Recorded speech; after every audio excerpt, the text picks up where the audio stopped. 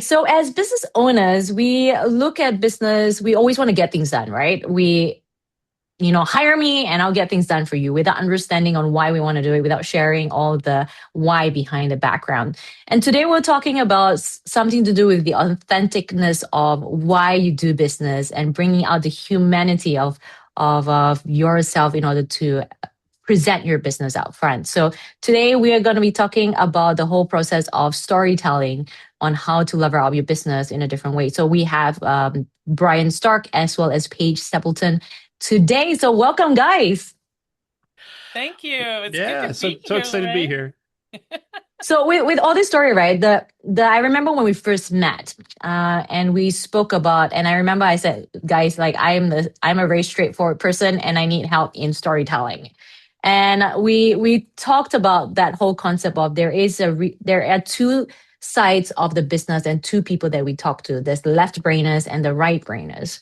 And I noticed the other days, majority of my clients are left brainers, is because of the way I do things, and they resonate more of the left brainer. So I think a lot of business owners have to understand the difference, number one, between that, and number two, the power of storytelling. Because like as a child, I enjoy listening to stories, and I remember uh, creating stories for my younger siblings. How did you guys come about with this whole thing of storytelling and helping so many business out there? Well, that's a great question, and we're excited to be here. And I think I'll kind of flip the question around as far as kind of like the order. We'll talk about the brain in a minute, if that's cool. We'll kind of deal with story first because I think story's the kind of the glue that holds everything together. And I think as a race, as the human race, we've been telling stories since we were in the caves. It's how knowledge got passed down from generation to generation before we had the written word. So I think we are hardwired. Our brains, both left and right, are hardwired for story.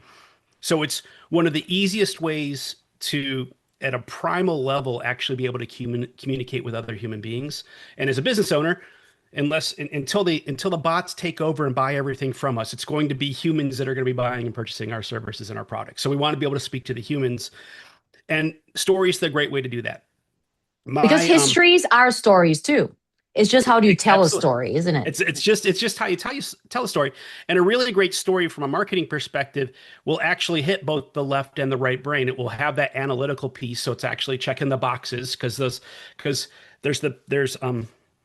I was a COO for a while for a Inc. 500 5000 company, and there are SOPs and there are checklists and there are things and there's HR and there's all these rules that you have to follow. So that's really speaking to that left brain person who wants to check all the boxes. But then your right brain people who are in a lot of ways entrepreneurship. If you're a solopreneur, you kind of you're probably balancing between the two, but there's a lot of creativity in saying I'm going to go do my own thing. I'm going to step away from what everyone else is doing, and I'm going to step out into the world and go out there. So that creative side, that really speaking to the left brain side of it, is really important, and that's where the inspiration and the dreaming comes from. And if you can tell a story through spoken word, through video, through a sales page, through your collateral, that both inspires but also reinforces the logical side of the brain, because we buy as human beings, we buy based on emotions, but we justify based on logic. And if you can hit both of those with your stories, with your copywriting, with everything, you actually will be able to get that 1-2 punch regardless of who's reading your copy, who's listening to your sales pitch.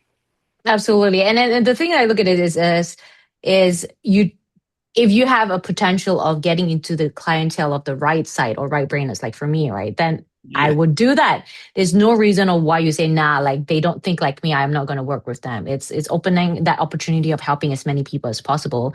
And through the concept of storytelling, at least you're covering both bases with the Hmm. data as well as the story where you're connecting with more.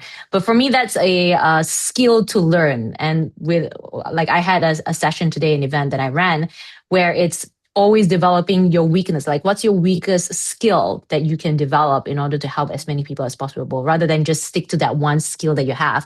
How can you become even better? How can you stand out in order to stand out in your industry? So, with both of you, when you met, you came from different sides of the similar industry.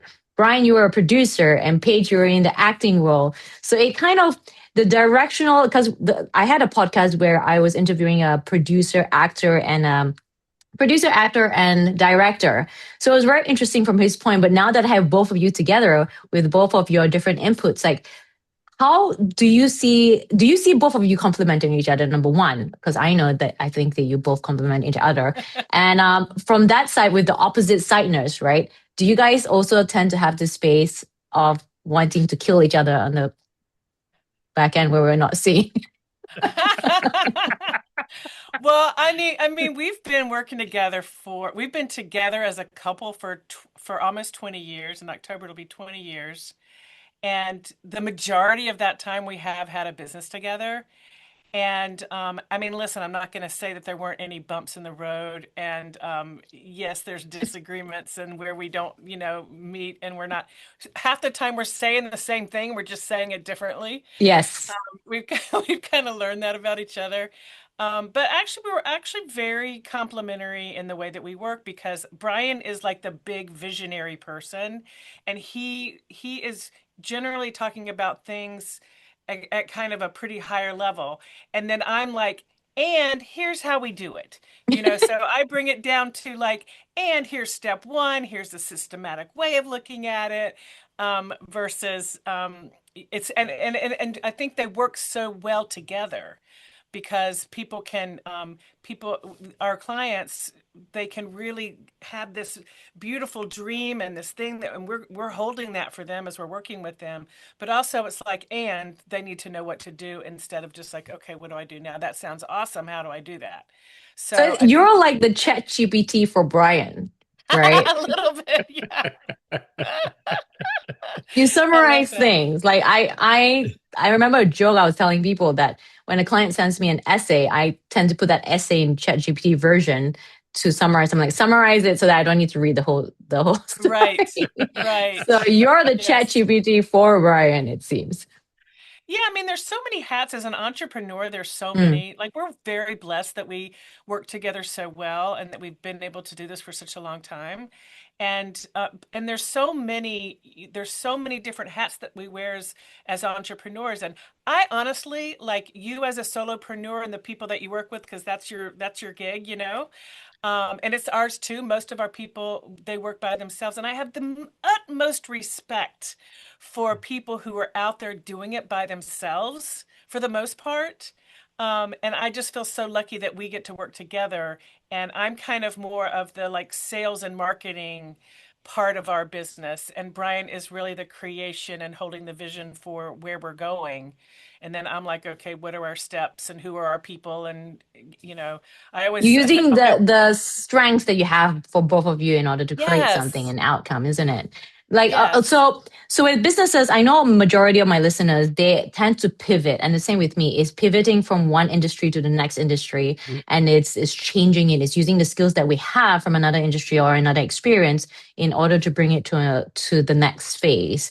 And I remember my family, and I know a lot of families do this too. It's like you're giving up. Like, why are you giving up so easily? Are you just somebody that can't stay still? But we know differently as business owners. So for you guys, like, how was your experience pivoting from a world of in the entertainment industry to suddenly going, you know what? Like, I want to help businesses in terms of their storytelling.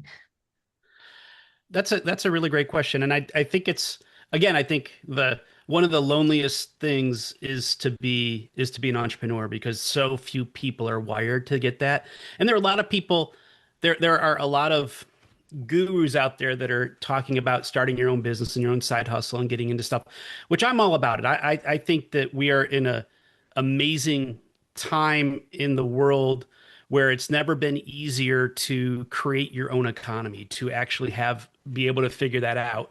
But you kind of going back to that kind of creative piece we were talking about before, you have to step away from the tribe. You have to step away from the way that everything's been done. You have to step away from that corporate mentality and actually go out there because you have to wear all the hats, especially when you're starting up. You've got all the different things. And I think pivot's a great way to look at it. And I also think it's kind of going back to, where people are, why are you quitting and why do you always want to change stuff. It's like, it's not about quitting. It's only quitting if you totally stop. It's about the pivot. It's about it's about I like to use Knowing when sailing, to move on, right? It's knowing when to move on. And yep, respecting what you've learned, and then it's now yep. what's the next big thing. Yeah, and the thing is that people who never get off the couch don't know what it feels like when you're not in alignment. And the only way to know that you're in alignment is to actually go out there and feel it. You have to feel if you're going in the right direction. If there's resistance that is your internal resistance in your mindset and your monkey brain going, no, no, no, no. Or if there's resistance in the marketplace where I've got this idea, but I'm not positioning it right. I'm not selling it right. I'm not actually addressing an urgent concern for my audience. So they're not buying from me. And it's kind of like being able to pull at the string of both of those. And I like to use a sailing analogy because as long as you've got enough wind in your sail to get a little bit of forward motion, you can get your rudder in there and you can actually start to tack and catch the wind. But if you're not Mm. moving forward at all, you're at the mercy of the waves. So if you're standing still and you're not doing anything, you're not moving at all, you don't have the opportunity to pivot because you don't have any data to actually build anything on. It's all in your head. And because going through the education system that we have in our society, our education system is designed to make us really good workers. It's not designed to make us really good leaders. So it's Absolutely.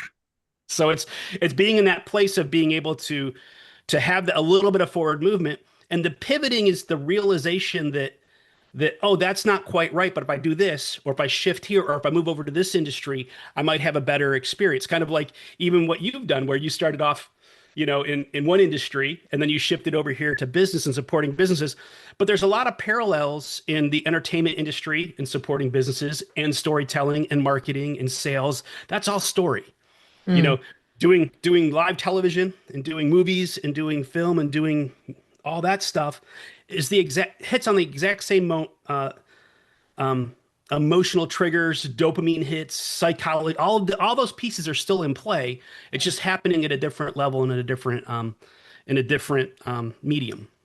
So when did you both know that it was time to move out of that entertainment industry into what you're doing right now? Like That whose initial idea was this? we actually we I was I'll share my story really quickly. Then Paige can share hers. Paige and I met at a spiritual center in New York City. I was doing this big spiritual arc after going through a divorce and a whole bunch of personal stuff.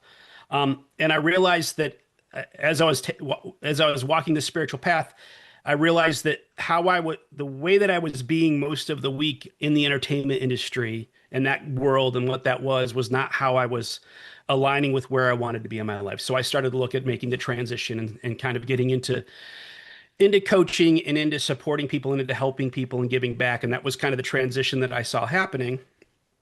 And at that spiritual center, I'd met Paige. I was still doing some entertainment, so I got to impress her with some backstage passes to some pretty cool events and stuff Yeah, it was Wow. fun in New York at City. the Yeah. time. But it was like, but yeah, so for me, it was this realization that the I mean, I had been in the entertainment industry since I've been getting paid in the entertainment industry since I was 14 years old. When I was 19, I was out on tour with the Rolling Stones. Like I've been in the industry for a very long time before I made the transition. And but it just wasn't, it didn't align, kind of talking about pivoting earlier, it didn't align with where I wanted my life to be anymore and where I wanted to be. So coaching and supporting people kind of moving into um, aligning with their life purpose became the thing that I wanted to do. And then that evolved from being aligned with your life purpose to monetizing your life purpose, which then became the business and marketing coaching that we do All today. right, flipping over the page. So Yes, let's hear yes, your yes, yes. story.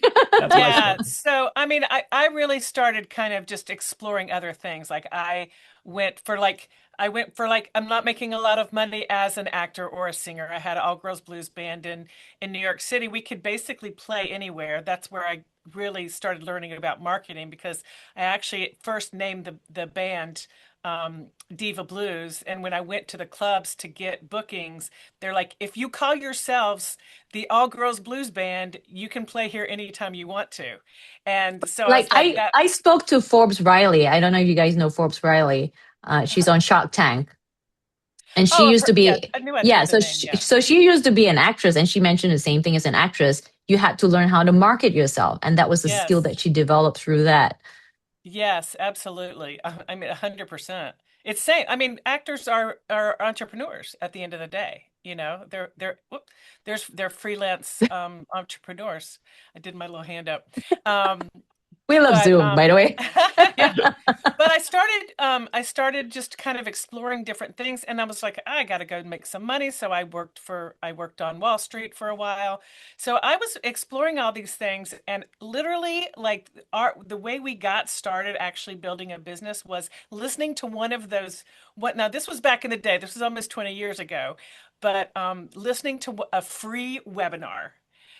And Brian was actually, things were kooky, too long of a story, but he was actually helping build lead pages for people for webinars and websites and stuff like that. And so he was actually building this one for a friend of mine, and she had started getting into entrepreneurship. And anyway, this I listened to this recording and I just started crying when I was listening to it because it's all about you don't have to. It was my big recognition that I don't have to live this 9 to 5 life, and it was kind of I guess it kind of like brought in the freedom that I wanted as an actor and a singer and expression that I Is wanted it and really a sharing nine my to five job ideas. as an entertainer? Like, wouldn't it be like a 12 to 12? Like 24? Yeah, but Yeah. I was kind of getting out of the entertainment into like more of 9 to 5 Okay. kind of Okay. stuff. So this was sort of like the in between for me of looking at that, and I listened to that, and I was just like, I can live a bigger life than I'm living right now. And I actually kind of hooked Brian along on the journey because I'm like, I'm going to invest in this mentorship. And he was like, okay, well, you go do that.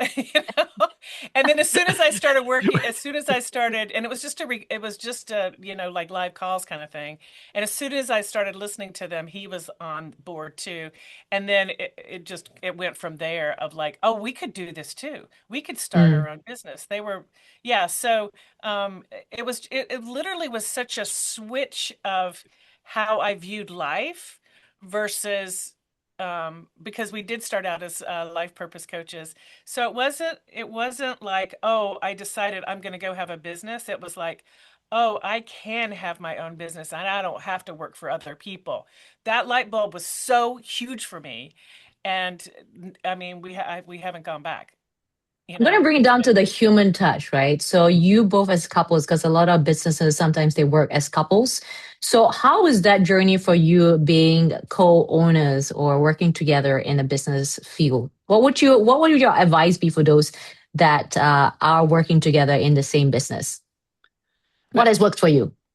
That's because as Paige kind of shared earlier, we've had our ups and downs with the business. We've had things where it's you. Part of it is you have to know you have to know what you bring to the table and what you don't bring to the table. And the same is true for your partner. And I think this is true in relationships, and no matter what the relationship is, if it's intimate or not. I think you can get into trouble if in an intimate relationship, if you're not being honest with yourself and being honest with the other person as to because what makes our relationship and our business work really well is that there's certain things that are in Paige's lane and there's certain things that are in my lane. Mm, There's a lot of crossover. She's really, really good at marketing and copy and kind of some of the bigger picture stuff, but that's really my genius. She sees stuff that I don't see. She's actually able to reflect it and communicate it in a way that maybe I can't. So, and I recognize that. It's not like I have to prove that my idea is the best. I'm looking for what's the best idea for our business, what's the best idea for our clients, and whatever that is going to win. So it's kind of like getting my ego out of the way. And then the same thing, I think, on the flip side. I won't speak for her because that's how you stay in a good relationship is you don't speak for you don't speak for your brother person. But I think that's an important thing, um, whether you're no matter what the relationship is that you have with the person that you're in business with, is kind of like just being honest with each other and asking for help when you need it. But I also being active listeners, isn't it? Because that's what it is being active listeners and also open for feedback, whether or not it's feedback that you want to accept right now, maybe down the track, or maybe not at all, right? Maybe in an hour or so. Yeah, All but yes. right. Yeah, and I think one of the biggest things in our relationship and in business is that we are each other's biggest fan ever. Mm. And we never forget that. And we both really appreciate some kudos, some atta girls, atta boys. We thrive on those. And so we give them out generously. And so a lot of it is just, I've heard partners how they talk to each other, whether it's business partners or not, and we do not talk to each other that way. Do you We know when really you are guys very can switch respectful. off? Like, because you see each other every day. So do you know when to switch off in the sense of, okay, this is work and now it's just home. We can just be home buddies. Like, how does As it much end as for you you can guys? as an entrepreneur, I think. I'm not going to say, oh, yeah, we have the dividing time, At because we do not. 4:05 p.m., it's click. No, it's Right. like Don't talk to me about that. I'll talk to you about that no, tomorrow. it all depends. And I'm a because in like our circadian rhythms are different. Like I am creative at different times than she is. So I've learned that when I put stuff up for feedback and I say I don't need to know about this right now, just look at it when you get a chance. What that often does is it actually gets her to look at it sooner than later because I haven't said I need to look at it. I need you to look at it during your downtime, right? But it's one of those things. Again, it's kind of goes back to being honest with yourself about who you're in partnership with. Is like for me, I can get really creative in the like late at night. Like I can actually things can really start going, or sometimes early in the morning. Like if it once it's quiet, if it's quiet in the house and it's just chill, my brain can start to go and I can start to think about stuff. But I know, I'm not going to necessarily tag her in Slack and be like, "Hey, check this out right now." I'm going to be like, I'll check in with her when we have our morning meeting. I'll just say, "Hey, I sent you something in Slack. If you could look at that sometime before this afternoon, that'd be awesome." So you guys I do also, schedule morning meetings, hey? Mhm. yeah, we do. And the thing about our mornings is, and I think this is really key to our life and our business, is that we both have a morning practice. They are very different. Um, Brian he's pretty much does the basic same thing every morning. He's a very scheduled kind of guy in I was certain gonna ways. ask, like, what are your morning routines? Because that's usually the Yeah, question Yeah. I like to ask. he is very set, and he's been doing it for since we met and before.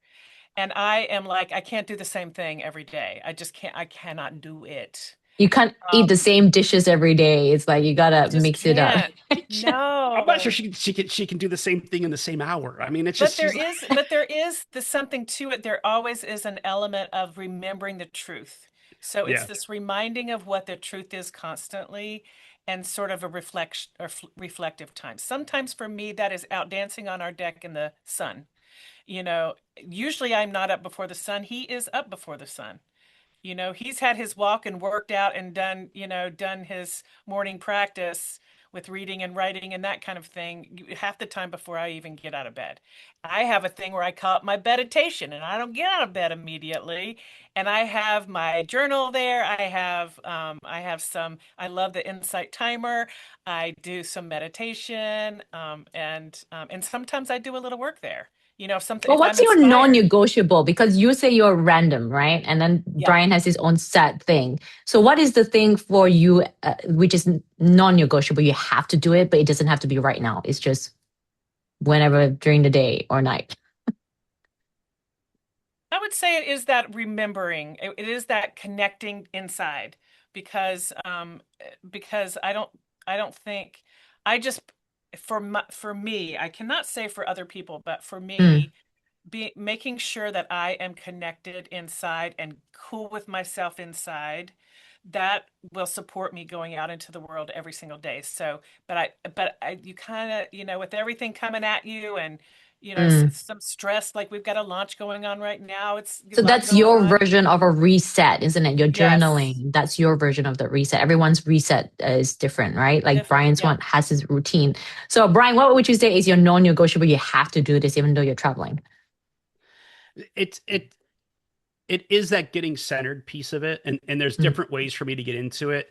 I think that I've been doing like my I would have said for a year, like for probably 20 years, my non-negotiable was reading something that was inspirational, doing some journaling, and doing a little bit of meditation. Like that's what got me into that place of quiet, and which back in my extreme sports days would have been, rock climbing or mountain biking down, like the things where you get the adrenaline is so high and you're so hyper focused that you can't, there's nothing, there's no outside world. There's just whatever you're doing right in the moment.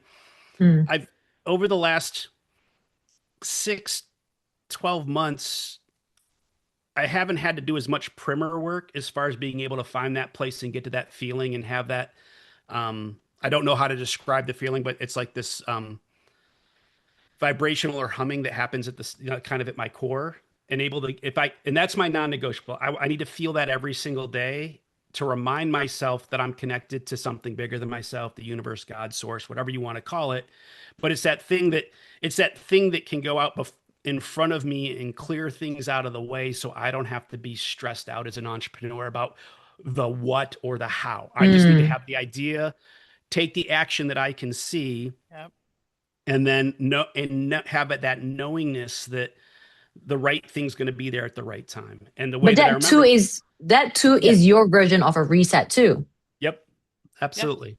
That people don't seem to understand. Like sometimes reset may be a structure, and Paige, you do have your own structure. Is that your structure changes time like the moon changes? Yes. Yeah. Yes. Yeah. And It's like a flow. and I had for the longest time, I felt like I had to have the structured thing to create the space for it. And the realization that I have now is that I can just I can be driving and stuck in traffic and get to that place now. Whereas 5 years ago, I would have thought I would have had to spend an hour doing meditation and doing all these other things to get there.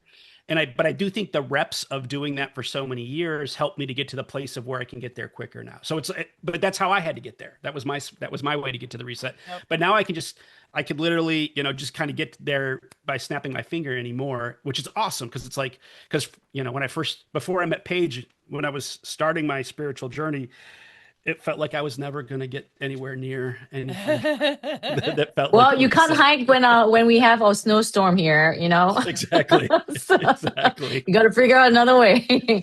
That's So right. That's right. with what you guys do in terms of the storytelling world, I know there's a lot of storytelling coaches out there where they only teach, right? But you guys brought it to the next level. You guys brought it where you're not only teaching, but you created something with I think you guys call it a brain. And you help clients through that. That's why the whole concept of ChatGPT and cloud and all this different software and apps out there is you're taking it up to the next level. Whose idea was this, and how has it been working for you guys with your clients? Well, that's a great question. I will say, I would like to claim it's my idea. I'll say it's my execution, but pretty much everything in our business collaborative. Yeah. is collaborative. But it's usually Paige complaining about something not working or needing something to be easier or to streamline. Or now, process. Right? You can't do it. I need it now. Yes.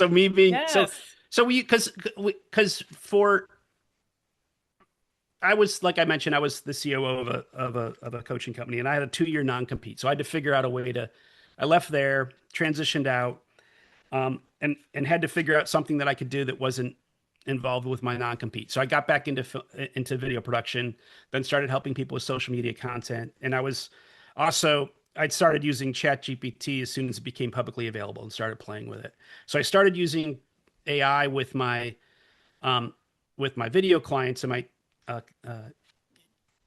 content creation clients to help them streamline the process and get things moving and get it going faster. And then Paige saw what I was doing with my clients, like using AI to help write scripts, but have it not write generic scripts, have it write scripts in their voice. So she said, "Hey, can you do that for me and my business for my sales coaching company?" I said, "Sure, I'll use you." She became a guinea pig for us, and then we just kept developing ways to get AI to sound less generic and less, say, robotic, and sound more and more like, for me, it was sounding more and more like Paige and more like our clients. So you could more of a turnkey script writing process. And then that's evolved into doing training on AI training on specific story frameworks and structures that has evolved into being able to write marketing copy and launch and, without people knowing that, it's a copy and paste from ChatGPT, right? Exactly. Because when a client sends me their homework, I'm like, you ChatGPT this, didn't you?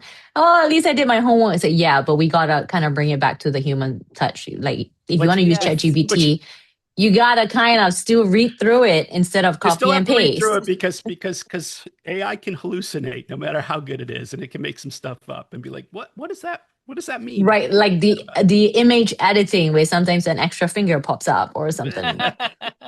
That'll never happen. That'll never happen. What would you say is your with the brain that you've created, right? It's helped a lot of businesses, and I've been, one of those lucky people that have gotten to try it and worked with you guys. So with that, your experience with the brain, what can you say with the clients in terms of the outcome that they have? Not from my point, but from your client's point of in terms of the multiple amount of clients that you have. Yeah, I think the biggest thing, and I can see that Paige has something to say, so I'm going to say it real quick, and then I'll jump back. I'm giving you 20 seconds, Brian. The most important thing, and I'll say this is true whether it's copy, whatever you're trying to do, garbage in, garbage out. So if you can share with your AI the writing that you're the happiest with, the stuff that captures your voice, videos that you've done, reels that you've done, things that you can just talk to. My favorite thing to do is to have our clients literally just talk into, and you can even talk into Zoom anymore because it does transcription now, and just talk for 20 minutes, just normally. By the way, the transcription is not always accurate. I've been checking. There are some other AIs out there that are much better. Yeah. At creating that. Otter is a great one, but also Whisperflow. But using that as a baseline so the AI can learn how you think, how you start to put ideas together, how you can start to do stuff. Because the mistake most people usually do is that they try to perfect it and make it perfect before they give it to AI. So AI never learns how you think. It never learns how you put ideas together. And it certainly doesn't learn how you do punctuation or spaces, or how your ideas don't happen in triptychs, even though ChatGPT thinks everything's in a triptych. But yeah, and I think that some of the biggest things that we've had happen for our clients is because we work with people who are kind of trying to scale to 6 figures or 7 figures, and particularly people who have been in business for a while, and they're really trying to get that traction. Maybe they're pivoting. But they've created a ton of content in their journey. And like one of our clients, she had written like 197 blogs or something like that. So some people come to us and they're just like, I have all this stuff and I know I can be using it for, especially with AI now. And so that's one of the things that we're really helping people organize this breadth of material that they have been putting out there, kind of scattered, in different places. I mean, sometimes it's just like I have it on this drive and Dropbox and Google Docs, all over. So we're helping them to like pull all that together, have it in one place where they can continue to access it. And it also is training Chat or Claude or whatever you're using. It's training about how you do articulate and how you put your information out there.